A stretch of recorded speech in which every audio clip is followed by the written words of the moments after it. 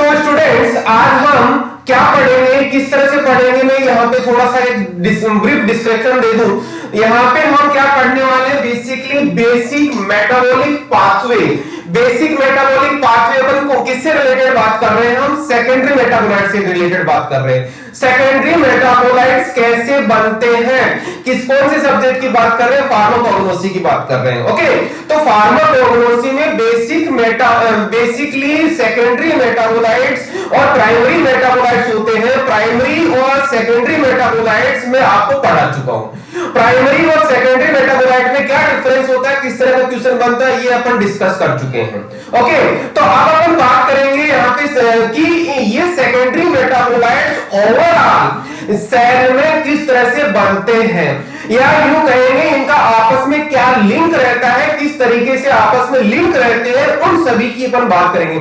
Means यहाँ पे जितने भी सारे के सारे पाथवे चलते हैं, जैसे आपको शायद पता होगा ग्लाइकोलाइसिस पढ़ा होगा आपने क्रांकरेट साइकिल जिसको टीसीए साइकिल बोलते हैं वो चीज पढ़ा होगा। तो ये चीज तो आपने पढ़ी होगी, जो आप 11th 12th क्लास से भी पढ़ते आ रहे हैं। लेकिन ये आपस में कोरिलेटेड किस तरीके से है, अब यहाँ पे एक चीज ध्यान देना, हम बात कर रहे हैं प्लांट्स की। प्लांट की बात कर रहे हैं तो प्लांट में लीफ की बात करना।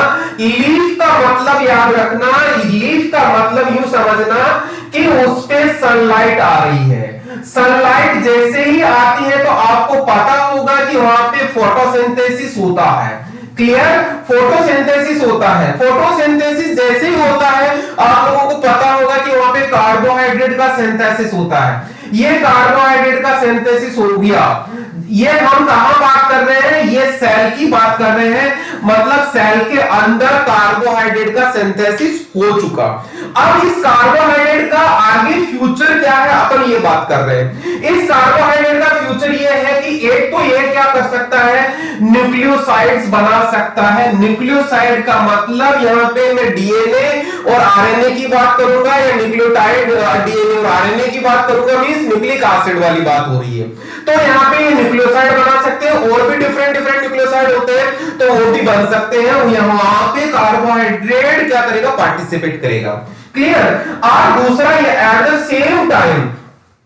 सेम टाइम ग्लाइकोसाइड्स भी बनाते हैं, क्योंकि आपको पता होगा ग्लाइकोसाइड क्या होता है, शायद आपको पता होगा ग्लाइकोसाइड का मतलब क्या होता है, ग्लाइकोन मोइटी प्लस ए ग्लाइकोन। ठीक है, ग्लाइकोन का मतलब कार्बोहाइड्रेट होता है यहाँ पे, ए ग्लाइकोन का मतलब यहाँ पे क्या होता है, नॉन कार्बोहाइड्रेट होता है। तो यहाँ पे ग्लाइकोन का मतलब कार्बोहाइड्रेट हो गया। तो इस तरह से ग्लाइकोसाइड के सिंथेसिस में भी पार्टिसिपेट करता है। क्लियर, यहाँ तक शायद क्लियर हो गया होगा। अब अपन बात करते हैं आगे। जैसा कि आप लोगों को पता है कि क्या होगा, कार्बोहाइड्रेट होगा तो ग्लाइकोलाइसिस वाला पार्ट होगा। आपको पता होगा ग्लाइकोलाइसिस होगा। ग्लाइकोलाइसिस से आपको पता है कि पायरुविक एसिड बनता है, पायरुविक एसिड बनता है और एनर्जी बनता है, NADPH2 बनता है। हम यहाँ पे बाकी चीजें नहीं लिख रहे, सिर्फ पायरुविक एसिड लिख रहे हैं। क्यों, क्योंकि पायरुविक एसिड से अब अपन आगे बात करेंगे। ग्लाइकोलाइसिस हो गया और उसके बाद में पायरुविक एसिड से यहाँ पे यूं समझना, यहाँ पे पायरुविक एसिड से क्या बना, एसिटाइल कोएंजाइम बन गया। पायरुविक एसिड से यहाँ पे क्या बना, एसिटाइल कोएंजाइम बन गया। एसिटाइल कोएंजाइम आपको पता होना चाहिए माइटोकॉन्ड्रिया की इनर मेम्ब्रेन पे बनता है। जैसे माइटोकॉन्ड्रिया की इनर मेम्ब्रेन पे बनता है, एसिटाइल कोएंजाइम स्टार्ट क्या करता है, टीसीए साइकिल बोलते हैं। टीसीए साइकिल का मतलब क्या होता है, try carboxylic acid cycle. Try carboxylic acid cycle का मतलब क्या होता है, क्रेब्स साइकिल। ओके, अब यहां पे जैसे ट्राई कार्बोक्सिलिक साइकिल या टीसीए साइकिल, यहां तक शायद आप लोगों ने पढ़ा हुआ है, यहां तक आप लोगों ने पढ़ा हुआ है। अब देखिएगा यहाँ पे इसके आगे क्या होता है, फिर क्या होता है, जैसे ही ये एसिटाइल कोएंजाइम टीसीए साइकिल में पार्टिसिपेट करता है, ये तो ओके। लेकिन एसिटाइल कोएंजाइम से एसीटेट पाथवे आगे चलता है। किसकी बात कर रहे हैं हम, प्लांट सेल की बात कर रहे हैं। प्लांट सेल में एसीटेट पाथवे चलता है। इस एसीटेट पाथवे से फैटी एसिड भी बनता है और प्रोस्टाग्लैंडिन्स एंड पॉलीकीटाइड्स का सिंथेसिस होता है। Clear. Eight the same time TCA cycle again खुद फैटी एसिड भी बनाता है, दोनों तरफ से फैटी एसिड बनता है, टीसीए साइकिल से बनता है as well as acetate pathway से बनता है। क्लियर। फिर दूसरा एसिटाइल कोएंजाइम, आगे बहुत सारा पाथवे, लंबा पाथवे चलता है जिससे मेवारोनिक एसिड बनता है। ये मेवारोनिक एसिड फर्दर क्या करता है, आइसोप्रेनोइड पाथवे चलाता है। आइसोप्रेनोइड पाथवे से क्या बनता है, टर्पिनोइड बनता है। इस टर्पिनोइड से क्या बनता है, वोलेटाइल ऑयल बनता है। वोलेटाइल ऑयल का मतलब, एक सिंपल सा मैं एग्जांपल की बात करूं तो किचन में जितने भी मसाले होते हैं उन सभी में जनरली वोलेटाइल ऑयल प्रेजेंट होता है। मतलब हमें जो खुशबू आती है जो मसाले की, वो वोलेटाइल ऑयल की वजह से होता है, उसमें जो एक्टिव कॉन्स्टिट्यूएंट होता है उसकी वजह से होता है। ठीक है, तो ये हो गया आपका वोलेटाइल ऑयल का सिंथेसिस। अब अपन आगे बात करते हैं इधर। तो जैसे ही कार्बोहाइड्रेट यहाँ पे न्यूक्लियोसाइड बन गया, ग्लाइकोलाइसिस चला, ग्लाइकोसाइड्स बन गए। लेकिन अब अपन बात करते हैं, आपको पता होगा कि बायोकेमिस्ट्री में पढ़ा होगा, पेंटोज फॉस्फेट पाथवे चलता है। और पेंटोज फॉस्फेट पाथवे का एक इंपॉर्टेंट कॉन्स्टिट्यूएंट आता है, मेटाबोलाइट आता है, जिसको हम बोलते हैं इरिथ्रोज 4-फॉस्फेट। यह इरिथ्रोज 4-फॉस्फेट क्या होता है, इरिथ्रोज 4-फॉस्फेट से आगे एक रिएक्शन होती है, बहुत लंबी रिएक्शन होती है, जिसके साथ में एक एसिड बनता है जिसके से सिग्मिक एसिड पाथवे स्टार्ट होता है। Keep in mind, shikimic acid pathway चलता है और ये सिग्मिक एसिड पाथवे इंपॉर्टेंट है। किससे स्टार्ट हुआ, ये इरिथ्रोज 4-फॉस्फेट से, और सिग्मिक एसिड पाथवे चला।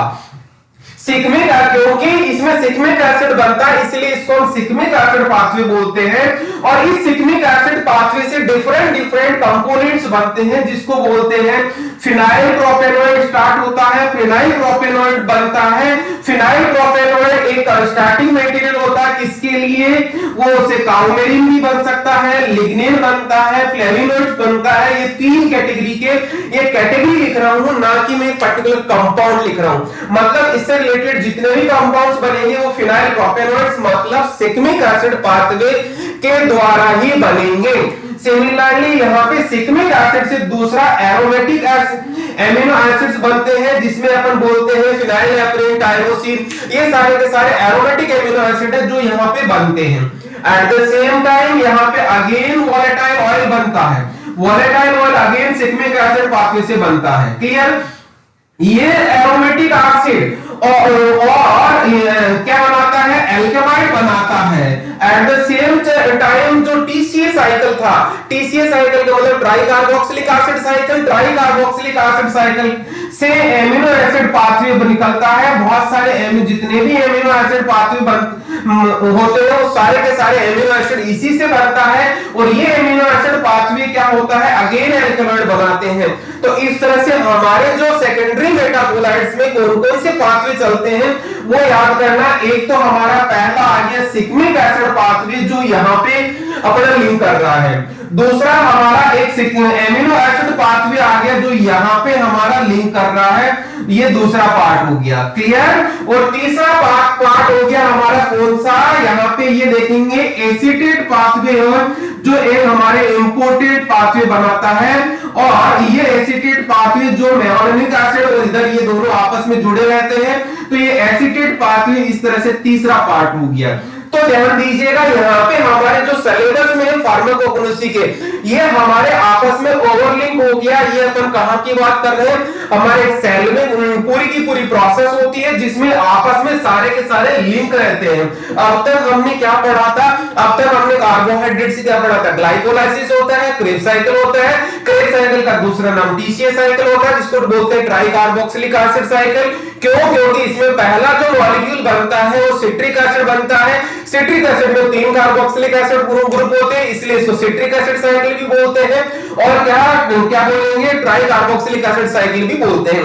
तो इसको don't get confuse, TCA cycle क्या लिख दिया सर ने, ये इसका नाम सिट्रिक एसिड साइकिल भी बोलते हैं और क्रेब साइकिल भी बोलते हैं। तो इस तरह से यहाँ पे इसके बाद में आगे प्रोसेस होता है। इस तरह से हमारा जो कार्बोहाइड्रेट बना पौधा सेल में किसकी सेल की बात हो रही है? प्लांट सेल की बात हो रही है। प्लांट सेल में कार्बोहाइड्रेट से आगे पाथवे बना, पहला सिग्मिक एसिड से काओमेरिन, लिग्निन काओफ्लेविनॉइड्स बने, एल्कलॉइड्स बने, वोलेटाइल ऑयल्स बने, इंटरलिंक हुआ आपस में, एमिनो एसिड पाथवे चला, एमिनो एसिड से भी एल्कलॉइड्स बनते हैं। At the same time glycolysis चल के एसिटाइल कोएंजाइम आया, एसीटेट पाथवे चला, एसीटेट पाथवे से prostaglandin, fatty acid, polyketides, at the same time volatile oil, terpenoids बनते हैं।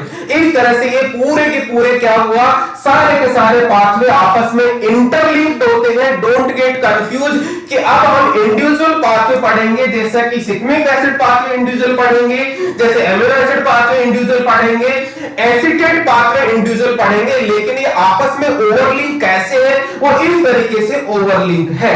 शायद आपको समझ में आ गया होगा। मैं यहां पे अब आपको क्वेश्चंस पूछने के लिए आमंत्रित करता हूं।